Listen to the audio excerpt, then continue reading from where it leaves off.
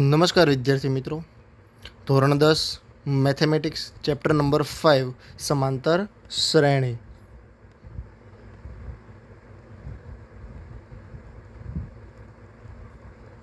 તો મિત્રો, સમાંતર શ્રેણી સમજવા માટે પહેલાં તો આપણે શ્રેણી કોને કહેવાય એના વિશે જાણકારી મેળવીએ કે શ્રેણી કહેવાય કોને. શ્રેણી એટલે સંખ્યાની હારબદ્ધ ગોઠવણી. સમજી લો કે હું આ રીતે લખું છું 1 4 7 9 10 11 કે પછી 2 -3 -5 0 1 2. તો આ રીતે આપણે ગમે તે રીતે સંખ્યા લખો, આ રીતે ગોઠવણી કરો તો એ જે વસ્તુ બને આને શું કહેવાય? શ્રેણી. આડાવડે ગમે તે સંખ્યા તમારે હારબદ્ધ લખવાની, એટલે એ જે વસ્તુ બનશે એને શું કહેવાય? શ્રેણી. હવે આવી તો અસંખ્ય શ્રેણીઓ આવે, એ શ્રેણીમાંથી સમાંતર શ્રેણી કોને કહેવાય એના વિશે આપણે આ ચેપ્ટરમાં ભણવાનું છે અને એના દાખલા ગણવાના છે. તો જોઈએ આપણે સમાંતર શ્રેણીની વ્યાખ્યા. સમાંતર શ્રેણી કહેવાય કોને? તો કે જે શ્રેણીમાં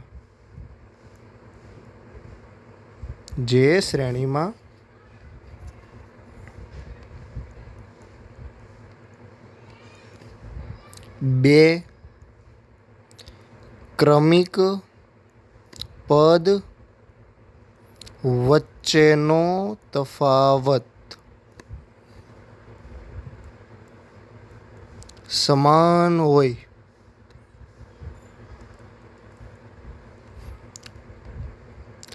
તેવી શ્રેણીને સમાંતર શ્રેણી કહેવાય. જે શ્રેણીમાં બે ક્રમિક પદ વચ્ચેનો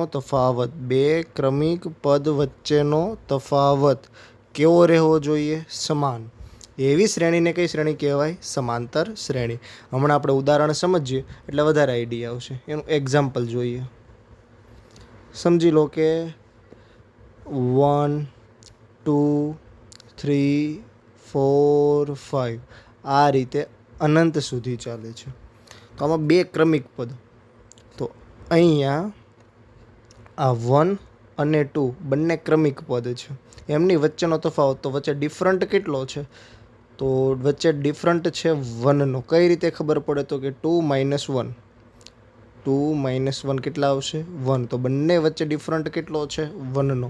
પાછળના પદમાંથી આગળનું પદ બાદ કરવાનું. ત્યારબાદ હવે અહીંયા 2 અને 3 બંને કેવા છે? ક્રમિક પદ.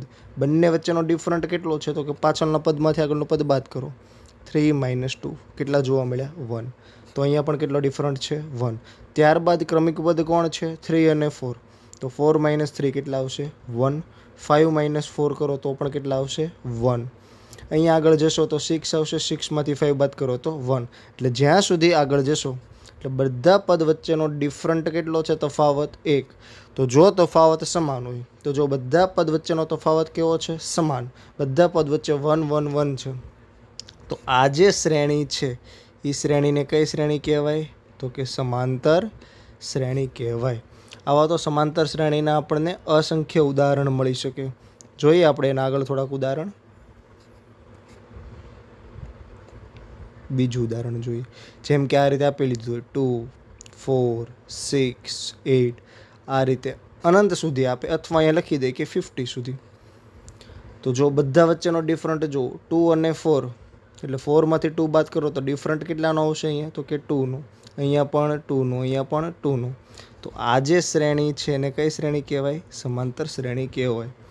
પછી ચાલો એનાથી આગળ જોઈએ એક ઉદાહરણ. આ રીતે આપેલું હોય 5 5 5 5 આ રીતે અનંત સુધી. તો ડિફરન્ટ જો 5 - 5 તો કેટલો આવશે? 0. અહીંયા પણ ડિફરન્ટ 0, અહીંયા પણ 0. તો આ શ્રેણી છે એ કઈ શ્રેણી છે? સમાંતર શ્રેણી. એનાથી આગળ જોઈએ. આ રીતે આપેલું હોય 20 15 10 5 0 આ રીતે આપેલું છે. તો આ બે પદ વચ્ચેનો ડિફરન્ટ જોઉં તો 15 - 20 પાછળના પદમાંથી આગળનું પદ બાદ કરો તો અહીંયા જો જુદી જુદી નિશાની હોય તો બાદબાકી, મોટા પદનું ચિહ્ન એટલે કેટલા આવશે -5. તો અહીંયા આવશે -5. એ જ પ્રમાણે અહીંયા 10 - 15 કેટલા આવશે -5. તો જો બધા વચ્ચેનો ડિફરન્ટ કેટલો જોવા મળે છે -5. તો આ શ્રેણી કઈ શ્રેણી છે? તો કે સમાંતર શ્રેણી. એનાથી આગળ હજુ એક ઉદાહરણ જોઈએ. આ રીતે આપેલું હોય કે 0.5, 1, 1.5, 2 આ રીતે આપેલું હોય તો બંને વચ્ચેનો ડિફરન્ટ જો 1માંથી 0.5 બાદ કરો તો કેટલા વધશે 0.5. તો જો તમામે તમામ ક્રમિક પદ છે એમાં તફાવત સમાન છે તો કઈ શ્રેણી આવશે? સમાંતર શ્રેણી. તો આ જે આપણે જોયું એના ઉપરથી કંઈક મિત્રો આપણને જાણવા મળ્યું કે સમાંતર શ્રેણીમાં જે તફાવત છે એ ધન પણ હોઈ શકે, જેમ કે અહીંયા આપણે જોયું 1 ડિફરન્ટ જોવા મળ્યો, અહીંયા 2 જોવા મળ્યો. ઋણ પણ હોઈ શકે, જે આપણે છેલ્લા ઉદાહરણમાં જોયું, છેલ્લેથી બીજા. શૂન્ય પણ હોઈ શકે, જે આપણે આ ઉદાહરણમાં જોયું 5, 5, 5, 5. એટલે જે સમાંતર શ્રેણી છે એમાં તફાવત જે છે ધન પણ આવી શકે, ઋણ પણ આવી શકે અને શૂન્ય પણ આવી શકે. હવે આપણે મિત્રો ખૂબ જ અગત્યના સંકેતની વાત કરવાની છે જે દાખલામાં ઉપયોગ થશે. હવે આપણે સમજી લો કોઈ સમાંતર શ્રેણી લઈ લઈએ. ચાલો આપણે સમાંતર શ્રેણી લઈ લઈએ. આ રીતે લઈએ છીએ 2, 4, 6, 8, 10 આ રીતે ચાલે છે. એમાં જે 2 છે એને સમાંતર શ્રેણીનું પ્રથમ પદ કહેવાય. જે પહેલું પદ છે 2, તો જે પ્રથમ પદ છે, પ્રથમ પદ એને સમાંતર શ્રેણીમાં શેના વડે દર્શાવવામાં આવે છે? સ્મોલ a અથવા પ્રથમ પદ છે એટલે a1. યાદ રાખજો મિત્રો, જે સમાંતર શ્રેણીનું પ્રથમ પદ છે એ પ્રથમ પદ કયું છે? 2. આ રીતે સમાંતર શ્રેણી આપી હોય કે 5, 10, 15 આ રીતે, તો એમાં સમાંતર શ્રેણીનું પ્રથમ પદ તો કોણ થશે? 5. એટલે a = 5 અથવા a1 = 5. દાખલામાં આપણને a આપે તો આપણે પ્રથમ પદ સમજવાનું, a1 આપે તો પણ કયું પદ સમજવાનું છે? પ્રથમ પદ.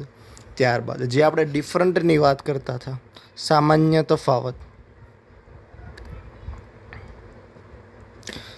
સામાન્ય તફાવતને કહેવાય ડી. જ્યાં બે વચ્ચેનો તફાવત છે મિત્રોનો ડી કઈ રીતે મળે? તો કે ગમે ત્યાંથી પાછળના પદમાંથી આગળનું પદ બાદ કરો એટલે 4 - 2 એટલે કેટલા આવશે? 2. અથવા જો તમારે 10 વાળું પદ લેવું હોય તો 10 - એની આગળનું પદ એટલે કેટલા થશે? 8. બધામાં કેટલા આવશે? 2. તો જે સામાન્ય તફાવત છે એને શેના વડે દર્શાવાય? સ્મોલ ડી વડે. હવે આપણે જોયું પ્રથમ પદને શું કહેવાય? એ. તો એ જ પ્રમાણે જે બીજું પદ છે, પ્રથમ પદને a અથવા a1, તો બીજા પદને શું કહેવાય? a2. એ જ પ્રમાણે જે ત્રીજું પદ છે એને શું કહેવાય? a3. ચોથું પદ છે એને શું કહેવાય? a4. અને એ જ પ્રમાણે અંતિમ પદને દર્શાવાય n વડે. 1, 2, 3, 4, 5, 6 એ પ્રમાણે ક્યાં સુધી જશે? n સુધી જશે. તો બધા અગત્યના સંકેત છે એ આપણે યાદ રાખવાના છે. પ્રથમ પદને a અથવા a1 વડે, સામાન્ય તફાવતને શેના વડે? ડી વડે. બીજું પદ છે એને a2 વડે, ત્રીજું પદ a3, ચોથું પદ a4, પાંચમું પદ a5. એ જ પ્રમાણે અંતિમ પદને શેના વડે દર્શાવાશે? an વડે. એટલે મિત્રો આ જે સંકેત છે એ આપણે યાદ રાખવાના છે. ત્યારબાદ જોઈએ આપણે સમાંતર શ્રેણી લઈએ. કોઈ આ રીતે આપેલી છે 5, 10, 15, 20. આ રીતે ચાલીને ગાડી 50 ઊભી રહી જાય છે. જો 50 ઊભી રહી જાય તો આ જે શ્રેણીને કહે તો કે શાંત સમાંતર શ્રેણી કહેવાય. આ શ્રેણી છે એ કઈ શ્રેણી છે? તો કે શાંત સમાંતર શ્રેણી છે. કેમ કે ઊભી રહી જાય છે. પછી ઊભી ગમે એટલે કદાચ 500 ઊભી રહેતી હોય તો પણ ભલે, 5000 ઊભી રહેતી હોય તો પણ ભલે, ગાડી ઊભી રહેતી હોય એવી શ્રેણીને કઈ શ્રેણી કહેવાય? શાંત સમાંતર શ્રેણી. પણ આ રીતે હોય 10, 20, 30, 40. એકવાર ગાડીનું એન્જિન શરૂ થાય પછી ઊભું રહેવાનું નામ ન લે, એટલે ઊભું રહેતું નથી. તો આવી જે શ્રેણી છે ને એને કઈ કહેવાય? અનંત સમાંતર શ્રેણી. એટલે આ શ્રેણી છે અનંત સમાંતર શ્રેણી કહેવાય. એનાથી આગળ જો ડી ધન મળે, ડી કેવો મળે? ધન. અને બીજું એક આપણને ડી કેવો મળશે? ઋણ મળશે. તો આપણે બંને વચ્ચેનો તફાવત સમજીએ. જો ડી ધન મળે તો એ જે સમાંતર શ્રેણી હોય ને એ કેવી હશે? હંમેશા ચડતા ક્રમની હશે. અને જો ડી ઋણ હોય તો કયા ક્રમની હશે? ઉતરતા ક્રમની. ઉપરના જ ઉદાહરણમાં જોઈ લો.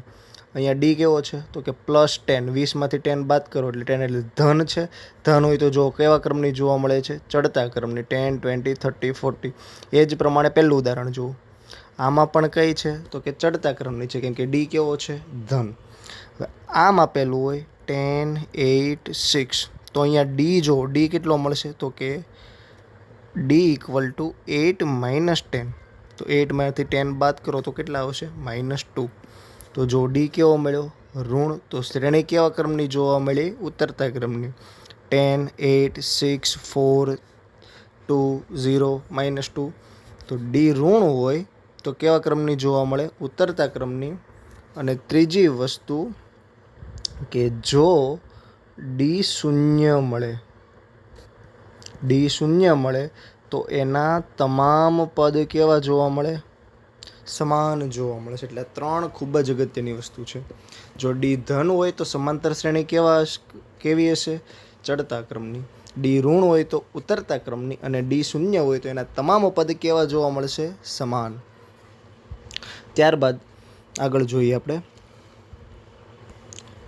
સમાંતર શ્રેણી તો સમજ્યા, સાથે અમુક 2-4 બીજી જુદી જુદી શ્રેણીના પણ આપણે ઉદાહરણ જોઈ લઈએ. સમજી લો કે આપણને આ રીતે આપેલું હોય 1, 4, 9, 16 આ રીતે. તો આને કઈ શ્રેણી કહેવાય? જો સમાંતર શ્રેણી નથી. અહીંયા 4 - ડી કેવા મળે છે? જો 4 - 1 કેવા મળે છે? 3. અહીંયા બીજો ડી મેળવો તો 9 - 4 કેટલા થશે? 5. જો બંને જુદા જુદા છે એટલે આ શ્રેણી સમાંતર શ્રેણી નથી. તો આ શ્રેણીને કઈ શ્રેણી કહેવાય? જો મિત્રો તમામ પદ પૂર્ણ વર્ગ છે.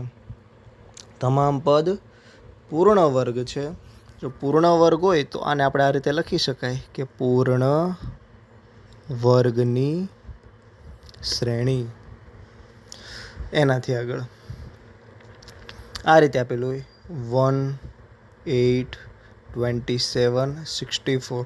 તો જો મિત્રો આમાં પણ સામાન્ય તફાવત સમાન નથી. તો આ શ્રેણી સમાંતર નથી. પણ જો મિત્રો કોઈકનો ઘન છે. 1નો ઘન 1, 2નો ઘન 8, 3નો ઘન 27. તો આ જે શ્રેણી છે એને કઈ શ્રેણી કહેવાય? પૂર્ણ ઘનની શ્રેણી. એનાથી આગળ આ રીતે આપેલું 2, 4, 8, 16 આ રીતે. તો જો મિત્રો આમાં પણ તફાવત સમાન નથી. પહેલા 2 પદમાં તફાવત 2 છે, પાછળના 2 પદમાં તફાવત 4 છે. એટલે સમાંતર શ્રેણી નથી. તો આ શ્રેણીને કઈ શ્રેણી કહેવાય? તો આ શ્રેણીને કહેવાય સમગુણોત્તર શ્રેણી. પાછો પ્રશ્ન થાય સમગુણોત્તર શ્રેણી જ કેમ કહેવાય? એનું કારણ છે બીજું પદ કયું છે? 4. એના છેદમાં એની આગળનું પદ એટલે 2.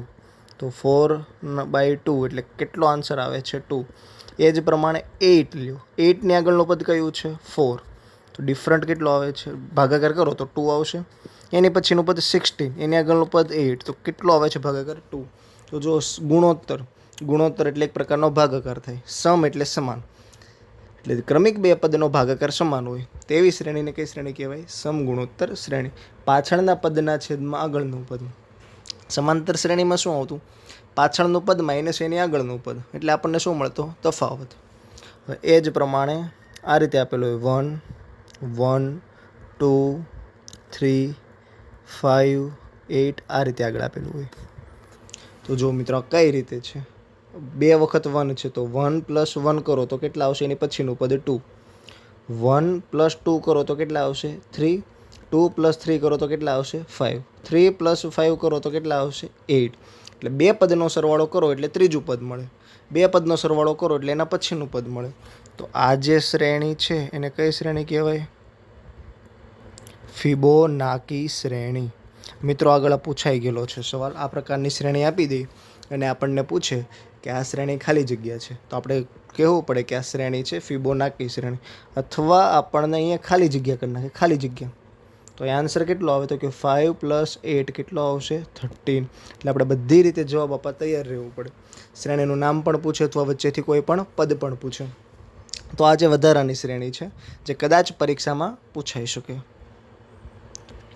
હવે મિત્રો આપણે જે સમાંતર શ્રેણીનું પ્રમાણિત સ્વરૂપ છે અને એને લગતા સૂત્ર અને દાખલા હવે આપણે નેક્સ્ટ લેક્ચરથી શરૂઆત કરશું. પણ આજે જે ભણેલા છે તે ખૂબ જ અગત્યનું છે. સમાંતર શ્રેણી કોને કહેવાય, એના અગત્યના સંકેત, એ બધું વ્યવસ્થિત તૈયાર કરજો.